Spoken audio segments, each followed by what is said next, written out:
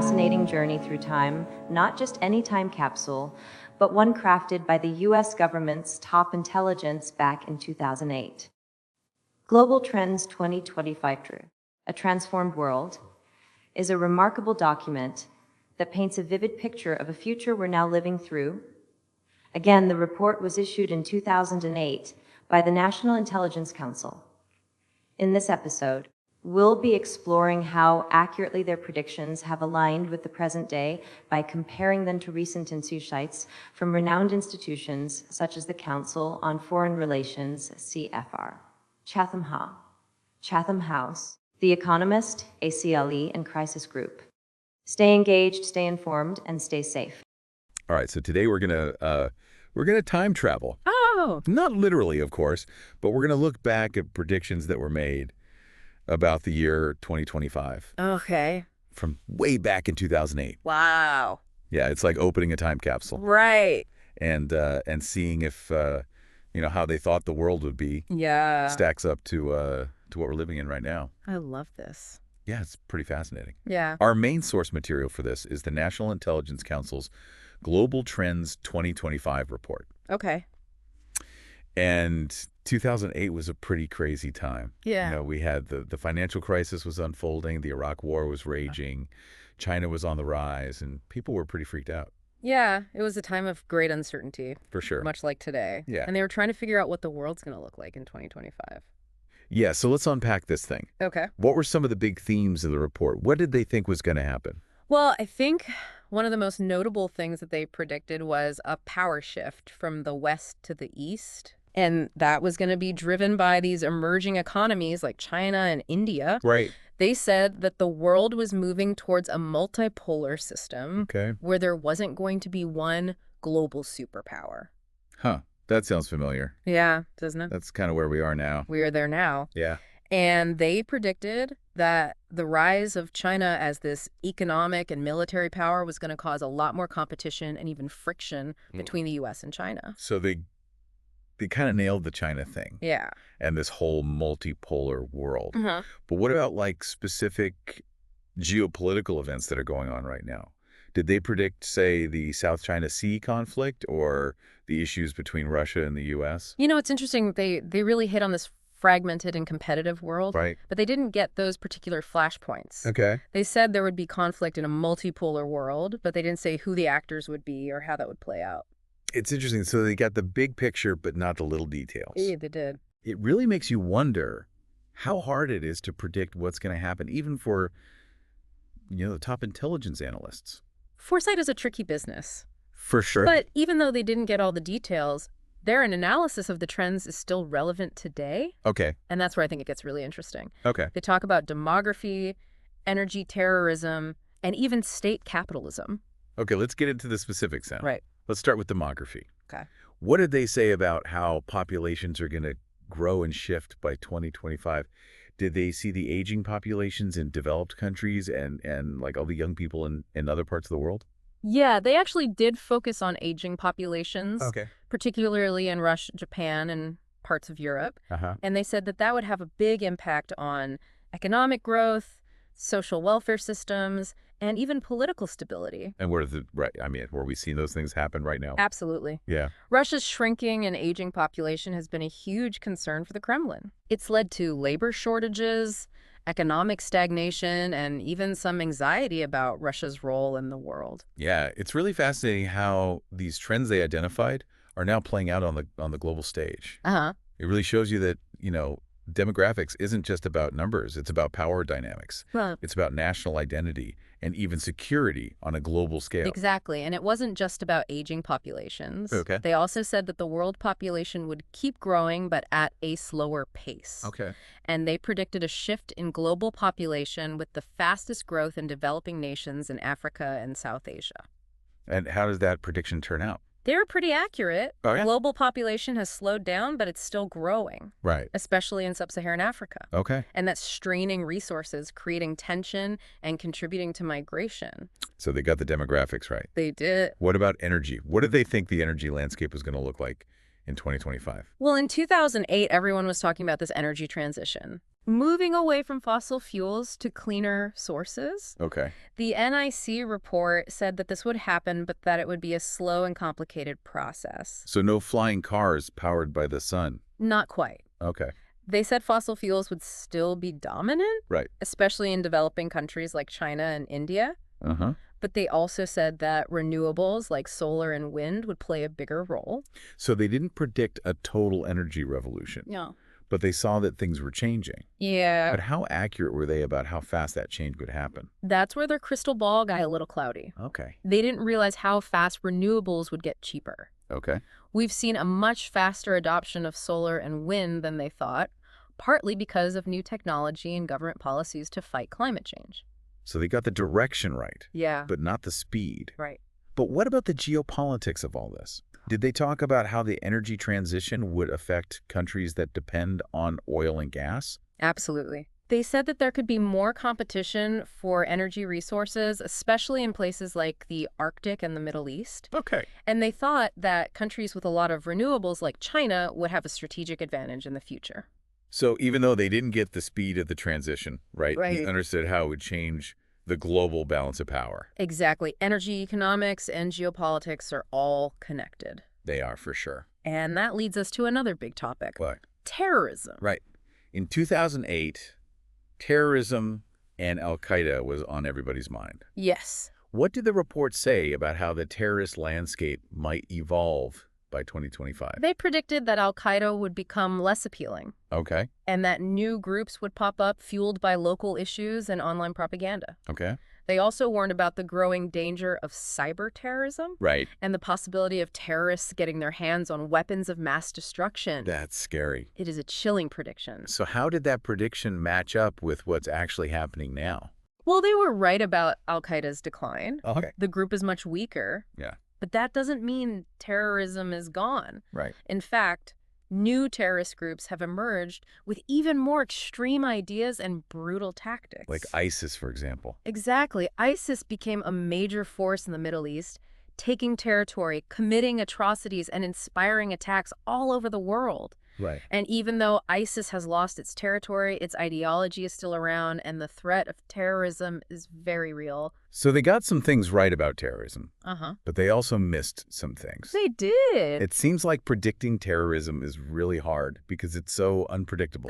It's a fluid landscape. Yeah. But even though they didn't get every detail right, the report's emphasis on how terrorism is changing and the need for flexible counterterrorism strategies is still really relevant today. Yeah, it's a constantly evolving threat. It is. Okay, so we've talked about demography, energy, terrorism. Right. What about state capitalism? I remember that was a controversial topic back then. Did the report actually say that state-controlled economies could challenge free markets? They did. They said that the success of state-led economies like China's could inspire other countries to follow suit, Okay. and that could shift the global balance of economic power. That was a bold prediction. It was. Back then, everyone thought free markets and globalization were the only way to go. Right. So did they really challenge that idea?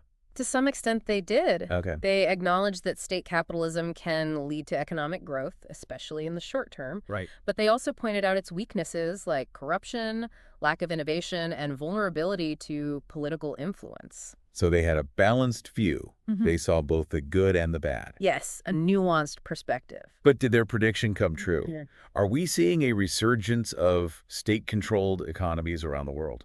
It's a mixed bag. Okay. China's continued success has definitely made people think that state capitalism could be a viable option. Right. But we've also seen the limits of state control, especially during economic crises. Like the 2008 financial crisis. Exactly. It showed how vulnerable state-owned enterprises can be and the dangers of too much government intervention. Right. So the report's prediction about state capitalism hasn't fully come true. Right. But it did raise some important questions about the future of the global economy Yeah. and the balance between the state and the market. Absolutely. It's a debate that's still going on today as we deal with issues like income inequality, technological change, and the rise of populism. It seems like the NIC report got a lot right, Yeah, but it also had some blind spots. it did. It just shows how complex and unpredictable the world is, It does. even for the smartest analysts. Right. But now I'm really curious to hear what other organizations had to say about 2025. Yeah. I want to see how their predictions compare. Let's layer on those perspectives and see what else we can learn. All right, more time traveling. Let's go. Bring on those predictions. I'm ready. Okay, so let's look at some other perspectives on 2025. The Crisis Group, they're known for their work on conflict zones. Right. They put out a report called 10 Conflicts to Watch in 2025. Okay. Some of their predictions were right on the money, and others, well, they took some unexpected turns. Oh, I love a good plot twist. Yeah. So what did they say? What conflicts were on their list? One that really stood out to me was their prediction about the fall of the Assad regime in Syria. Okay. Back in 2008, Assad seemed pretty firmly in control. Yeah. So this was a pretty bold prediction. Did it happen? Is Syria Assad free now? Well, according to Crisis Group, yeah. Really? They said that a former al-Qaeda group called Hayat Tahrir al-Sham would take over Damascus in late 2024, basically ending Assad's rule. Wow, that's a pretty big change. It is. What are the long-term implications of that, I wonder, for Syria and the whole region? Yeah, it's a big question. Yeah. What else? They also flagged Haiti as a major concern. Haiti. Okay. Yeah, they predicted a total collapse of the government and gangs taking over. And sadly, that seems to have been an accurate prediction. Wow. It really shows how fragile some states are.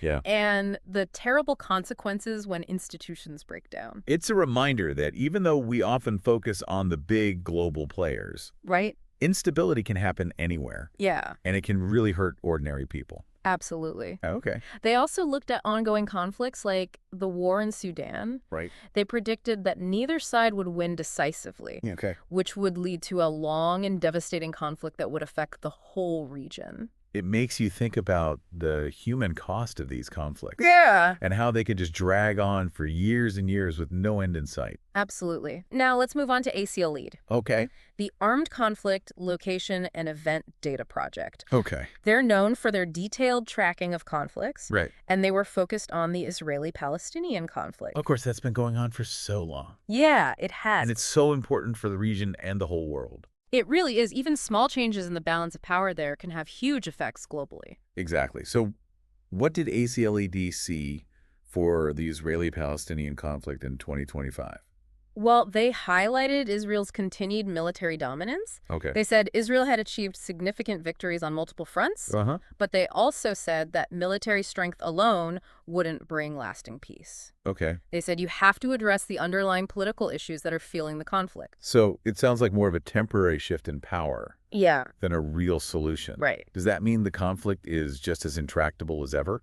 Well, ACLED's analysis suggests that the cycle of violence is likely to continue unless there are serious efforts to deal with the root causes, Right. like the occupation of Palestinian territories. So military might alone can't solve these deep-rooted political problems? It's a complex situation, for sure. Okay, so we've got some pretty grim predictions from Crisis Group and ACLE. Yeah. What about the other organizations? Did Chatham House, CFR, or The Economist offer any hope for 2025? Well, they all had a slightly different approach. Okay. They focused on broader global trends instead of specific conflicts. Yeah. For example, Chatham House asked a really interesting question. Okay. Could a new U.S. president strike a grand bargain with China?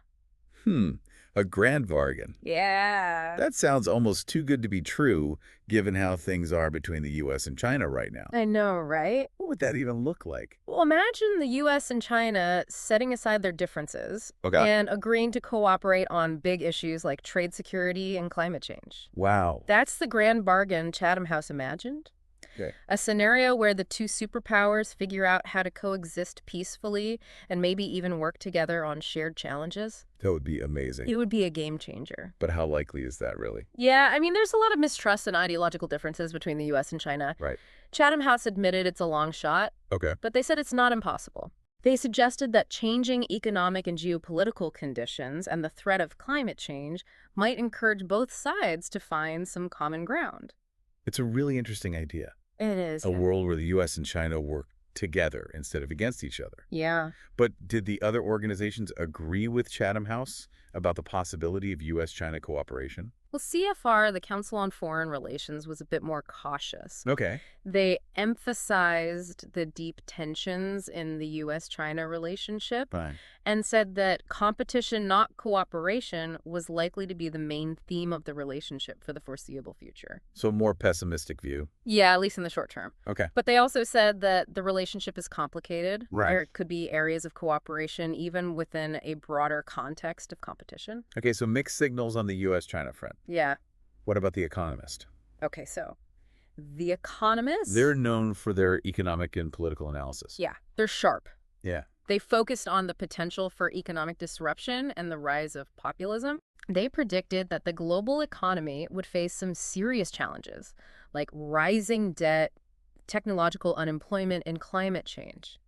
So not a very optimistic outlook. Not entirely, no. Okay. They argued that these challenges would create a perfect environment for populist movements, both on the left and the right. Okay. They said these movements would exploit people's anxieties about economic insecurity and cultural change. It's funny, isn't it? What's that? We think of 2025 as the future. Right. But from where we are now in 2025, it feels like a lot of these predictions were already coming true back in 2008. You know what you mean. It's like the seeds of today were planted back then. Yeah, that's a great point. Yeah. These reports weren't just about predicting specific events. Right. They were about identifying the underlying trends that would shape the world. Right. And in many ways, they were incredibly accurate. So we got a whole bunch of different predictions here. We do. The fall of Assad, a potential U.S.-China grand bargain, the rise of populism. Are there any common themes running through all of this? Absolutely. One key theme is interconnectedness. Okay. Whether it's the ripple effects of conflict in the Middle East or the global impact of climate change, these reports show that what happens in one part of the world affects everyone else. Right. We live in a very interconnected and interdependent world. We do, for better or worse. What else? Another key theme is the acceleration of change. Okay. Technology, demographics, climate change. Yeah. All these forces are driving rapid and often unpredictable change. Right. And that makes it even harder to predict the future. So if even the experts have trouble getting it right, Yeah. what hope do the rest of us have? Well, it's not about getting every prediction right. Okay. It's about understanding the forces at play, the potential consequences, and the range of possible outcomes. Okay. It's about being adaptable and resilient in the face of uncertainty.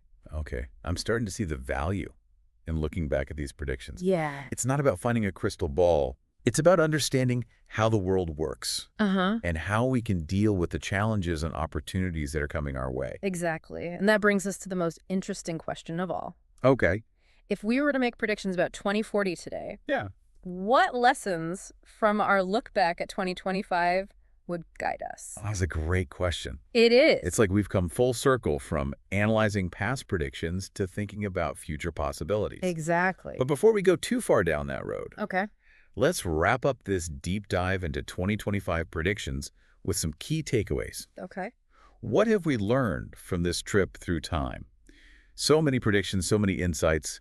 But what are the big lessons we've learned from looking back at these 2025 predictions? Well, I think the biggest takeaway is how interconnected everything is. Okay. You know, whether it's the effects of conflict or economic shocks or climate change. Right. These reports really highlight how something happening in one place can affect the whole world. It's true. No man is an island or no nation is an island. What else?